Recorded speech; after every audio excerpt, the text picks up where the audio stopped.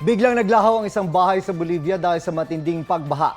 Sinakmal naman ng aso ang isang babae sa China. Ang balita abroad sa report ni Mark Salazar. Parang tiniklop na papel ang bahay na yan matapos gumuho. Bunsod ng landslide sa La Paz, Bolivia.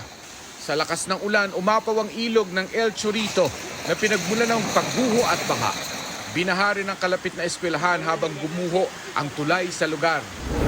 Tumawid ang mag-inang ito sa China upang lapitan ang isang aso. Hinaplos ng babae ang aso. Hahaplusin din sana ito ng bata nang biglang tumayo ang aso at sinakmal ang mukha ng babae. Bumagsak siya habang patuloy sa pag-atake ang aso. Natigil lang ito nang pumagitna ang isang lalaki. Ayon sa may-ari na aso, mabait naman daw ang aso at hindi nangangagat.